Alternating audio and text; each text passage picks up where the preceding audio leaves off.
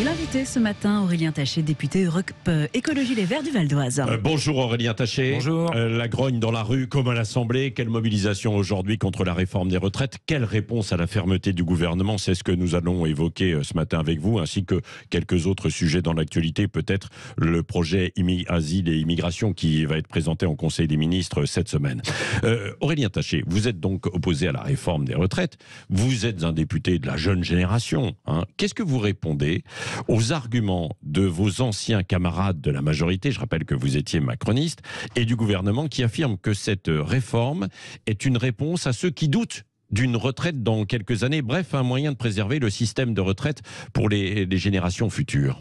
Je leur dis déjà de bien lire les rapports du Conseil d'orientation des retraites. Parce que quand on regarde ces rapports d'un petit peu plus près, on s'aperçoit qu'en fait, si l'État continue à financer au même niveau qu'aujourd'hui les retraites, qu'il ne se désengageait pas, du fait qu'il y ait moins de fonctionnaires, on serait déjà équilibré. Donc qu'est-ce qu'elle veut faire, cette réforme? Cette réforme, elle veut que l'État il se désengage du système de retraite. Parce qu'évidemment, M. Macron, il a plein d'autres choses à payer. Les baisses d'impôts pour ses amis, les baisses d'impôts pour les entreprises. Donc, il veut que l'État finance moins de social et se désengage davantage. Donc, il va chercher des économies sur le dos des travailleurs. Pardon, mais les retraites, ce sont les salariés qui les payent beaucoup. Et puis les entreprises aussi. L'État contribue aussi au régime. Oui. Et donc c'est nous. Par les impôts. Oui, par les impôts. Mais justement, si on était un petit peu moins dans les... si on taxait un peu les super profits ou qu'on faisait un peu moins de cadeaux fiscaux à certains, on n'aurait pas besoin d'aller désengager l'État du système de retraite. Peut-être qu'on n'aurait plus d'entreprises et donc on n'aurait plus possibilité de travailler et donc de financer. Je crois qu'on n'en est pas encore là. Argument contre argument, c'est ce que je vous réponds. Moi, je comprends les arguments des uns et des autres. Je crois qu'on n'en est pas encore là. Vous savez, les inégalités n'ont jamais été aussi fortes. On sait très bien que cette crise du Covid, la guerre et autres, ça a profité à des tas de gens. Il y a eu un rapport d'Oxfam qui est beaucoup commenté ces derniers jours. Taxer 2% de la fortune des milliardaires suffirait à équilibrer le système. Mais moi, je ne vais même pas jusque-là. Je vous dis simplement que si l'État continue à effort constant, on est déjà à l'équilibre. Donc tout ça, c'est du pipeau. C'est une réforme pour faire plaisir à M. Macron. Je pense que M. Macron, dans son schéma d'épanouissement personnel, si vous voulez, il avait besoin d'une réforme où des millions de Français sont dans la rue, ou d'une réforme où il y a du bruit et où il passe quand même en force. Sauf que c'est pas comme ça qu'un pays se dirige. Et s'il veut du monde dans la rue, il va en voir tout à l'heure, il sera pas déçu. Ah bon, vous serez dans la rue d'ailleurs, vous, ou à l'Assemblée nationale? Parce que les travaux ont commencé à l'Assemblée nationale hier. On va se démultiplier.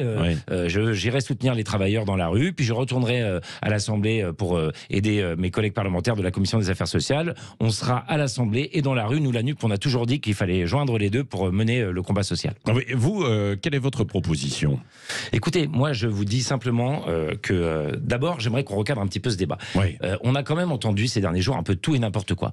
On a un ministre de l'Intérieur, par exemple, qui vient nous dire que... Gérald Darmanin, qui vient nous dire que la gauche n'aimerait pas le travail. Mais c'est vraiment... il est peut-être pris d'une crise de wokisme, Gérald Darmanin. Il veut réécrire l'histoire. Il a oublié que c'était la gauche qui était toujours aux côtés des salariés pour pas que les usines ferment, à Whirlpool ou ailleurs. Il a oublié que c'est la gauche qui fait des propositions pour augmenter les salaires. Il a oublié que c'est la gauche qui a toujours, dans ce pays, défendu le camp social. Donc la gauche, vous savez, elle n'aime pas l'exploitation humaine. Elle aime le travail. Elle fait des propositions pour que le travail, on s'y sente bien, pour que le travail, il paie. Et M. Darmanin, il est très loin de tout ça. C'est parce qu'il y a aussi certains discours d'intellectuels, notamment à gauche, qui disent qu'il faut moins travailler aujourd'hui dans nos sociétés. Mais la réduction du temps de travail, elle est totalement compatible avec le fait d'aimer le travail. Nous, ce qu'on aime, c'est encore une fois un travail qui épanouit. Et aujourd'hui, c'est très difficile d'en avoir un avec ce gouvernement qui fait une réforme du chômage où finalement, si vous n'acceptez pas n'importe quel job, vous n'avez plus le chômage. Donc non, nous, on aime le travail et les travailleurs. Et j'ai une proposition pour le ministre de l'Intérieur. Si effectivement, il aime tant que ça les travailleurs, qu'il régularise les 1 million de travailleurs sans papier dans ce pays. Vous verrez de l'argent pour les caisses de retraite, on va en trouver d'un coup et il n'y aura plus besoin d'aller demander à tous les Français qui travaillent dur de travailler encore plus longtemps. Donc ça, c'est un appel d'air aussi à d'autres travailleurs qui peuvent venir de l'étranger, à l'immigration. Eh bien, écoutez, si on est tant inquiet que ça pour la démographie de ce pays, il y a un projet de loi immigration qui arrive bientôt à l'Assemblée nationale. Faisons comme le Canada, faisons comme tous les grands pays, mettons en place une politique d'immigration économique, mais avec des quotas. Alors, le Canada, c'est à un moment donné, on accepte telle personne, le lendemain, on ne les accepte pas. Si vous êtes favorable à ça, dites-le. Une politique d'immigration professionnelle. Vous savez, les chiffres... Et est-ce que vous êtes favorable favorable à une politique d'immigration avec des quotas? Eh bien, oui, il faut des quotas par secteur. Bon, bah non, mais Il faut des quotas parce que au sein de la gauche, on n'est pas forcément d'accord Moi, sur ce sujet. je suis favorable à ce que tous les réfugiés, ceux qui sont persécutés, puissent venir en France. Je suis favorable à ce que des gens qui ont de la famille en France puissent venir en France. Mais quand on parle d'immigration économique, oui, là, il faut regarder par secteur. Mais c'est pas moi qui l'invente. Il y a 2 jours, dans un grand quotidien du soir, on voyait que jamais, finalement, il n'y avait eu autant d'immigrés sur le plan économique en France. Alors, c'est très faible. Aujourd'hui, c'est 50 000 par an. Mais on voit que ça augmente. Il y a 11 000 régularisations de plus aussi par an qui ont été faites. Chiche, il reste 1 million de travailleurs qui sont dans des conditions totalement indignes. Et quand on aime les travailleurs et le travail, on ne devrait pas les laisser comme ça. Et régularisons-les et équilibrons notre système de retraite. Donc vous voyez les idées, moi j'en ai plein. Oui, donc vous êtes favorable, en une parenthèse, mais sur ce projet asile et immigration, vous êtes favorable au titre de séjour pour des métiers en tension, alors? Oui, mais je dis que ça ne va pas assez loin. Mettons des vrais critères de régularisation pour le travail dans la loi et je ferai des propositions qui vont dans ce sens. Je suis sûr que le ministre de l'Intérieur, qui a l'air d'aimer les travailleurs, les acceptera. Bon, donc en tout cas, un accord avec vous, entre vous et Gérald Darmanin, c'est à noter. Sur cet aspect. Sur cet aspect des choses, quoi. Sur cet aspect des choses. Revenons quand même à cette mobilisation contre la réforme des retraites. Est-ce que vous pensez qu'il y aura déjà autant de monde qu'il y a 10 jours? Je pense qu'il y aura plus de monde qu'il y a 10 jours. Pourquoi? Parce que je crois que vraiment les Français ont compris maintenant à quel point cette réforme était injuste. Toutes les enquêtes d'opinion le démontrent. 93% des actifs, les retraités. Ouais. On a même une majorité de Français qui sont favorables au blocage du pays, Patrick Roger.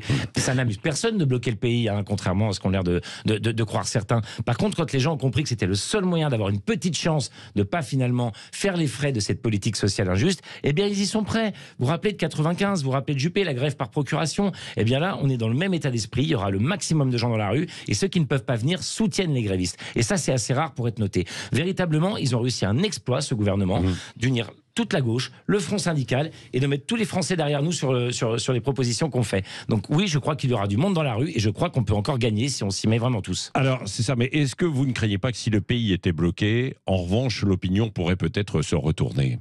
Et c'est ce que cherche Emmanuel Macron ou pas? Bien sûr que c'est ce qu'il cherche, toujours. Ils ont toujours fait comme ça depuis qu'il est là. Vous le connaissez bien, Emmanuel Macron. Vous l'avez bien connu, en tout cas, au début de la Macronie. Oui, je sais. Et quelle est sa stratégie, toujours? C'est de passer en force ou alors au contraire? Non, il veut faire du en même temps. Vous voyez bien comment il agit. Il veut diviser. Donc il essaye toujours de donner un petit peu à un tel, un petit peu à un autre, pour pouvoir faire passer ces réformes injustes et brutales. Mais cette fois-ci, ça ne fonctionnera pas. Les gens ont parfaitement compris qu'il y avait d'autres solutions pour avoir un système de retraite à l'équilibre, pour financer nos services publics qui sont exsangues, pour finalement aider les Français aussi qui souffrent face à l'inflation, que d'aller simplement demander à ceux qui ont commencé tôt, parce que c'est ça cette réforme, Patrick Roger. C'est ceux qui ont commencé à travailler très tôt vont devoir travailler plus longtemps. C'est pas autre chose. C'est pas que moi qui le dis, hein. Moi, je m'appelle Aurélien Taché. Il y a un député qui s'appelle Aurélien Pradier. On n'est pas vraiment dans la même famille politique. C'est lui qui dépose aujourd'hui les Républicains. C'est lui qui dépose aujourd'hui des amendements pour essayer de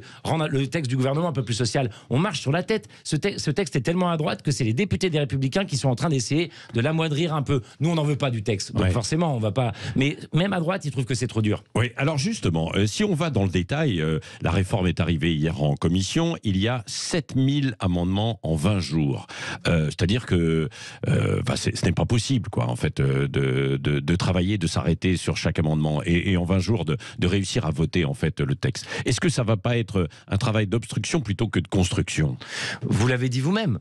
20 jours. Oui. Pourquoi 20 jours? Mais ça a été choisi, c'est le gouvernement qui a choisi cette procédure. Oui. Il aurait très bien pu laisser le temps d'un débat démocratique. Vous voyez bien. Est-ce qu'à la NUPS, on n'aurait pas pu mettre un petit peu moins d'amendements? Mais écoutez, nous, on fait quand même des amendements pour pouvoir dire quelles sont nos propositions alternatives à nous. C'est notre travail de parlementaire. On le ferait pas. Je ne sais pas ce qu'on dirait de nous. Moi, vous savez, il paraît que la gauche n'aime pas le travail.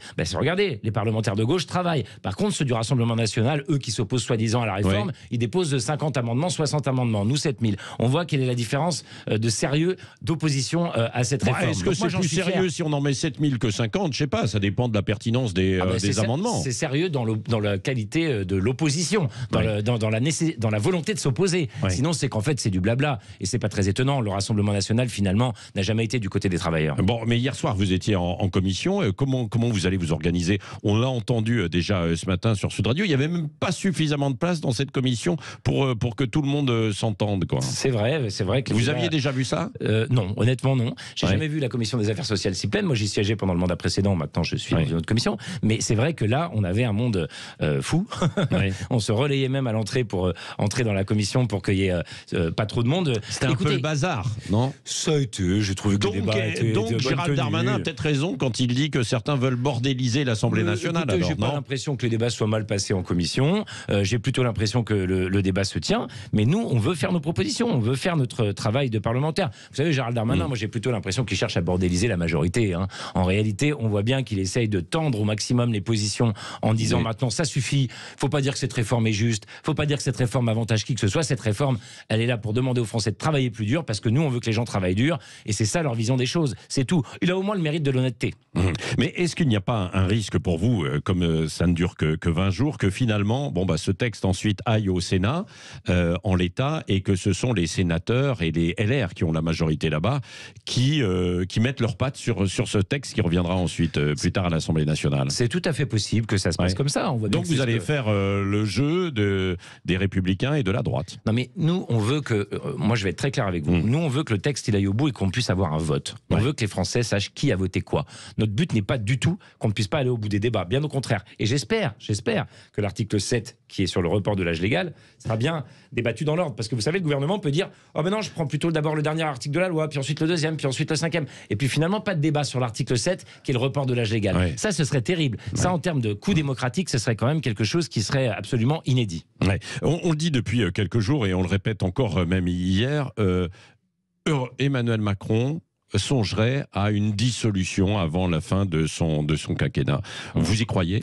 Écoutez, tout est possible. Moi, je pense qu'effectivement, si Emmanuel Macron perd complètement la main sur cette réforme des retraites, qu'il n'y a pas de vote, que ça passe en force en 49.3, qu'il y a des millions de Français dans la rue, va peut-être falloir se poser quelques questions. Mais il aura réussi dans ces conditions à faire passer sa réforme. Est-ce qu'on peut vraiment dire ça? Faire passer une réforme sans vote, des millions de Français contre lui, dans la rue, qui bloquent, qui font grève, je suis pas sûr. Oui, il aura réussi sur le plan technique, mais qu'est-ce qui va rester dans la société française? Cette société française qui est fatiguée, cette société française qui ne peut même plus aller se soigner parce qu'il n'y a plus de médecins, que les hôpitaux sont en burn-out, cette société française où les factures explosent. Alors faire passer une victoire à la Pyrrhus comme ça, on peut toujours, mais qu'est-ce que ça va donner derrière? Comment son quinquennat va se poursuivre? Je n'en sais rien. Donc si M. Macron veut dissoudre, qu'il le fasse, on ira aux urnes. Moi j'ai regardé les résultats des législatives partielles comme vous ce week-end, il n'y a pas un seul député de la majorité qui est repassé, il y en a 2 Danube qui sont revenus. En plus, voilà un petit peu ce que Emmanuel Macron devrait regarder avant de penser à dissoudre. Merci Aurélien Taché, qui est député Europe Écologie Les Verts et au sein de la NUPS, qui était l'invité ce matin de Sud Radio.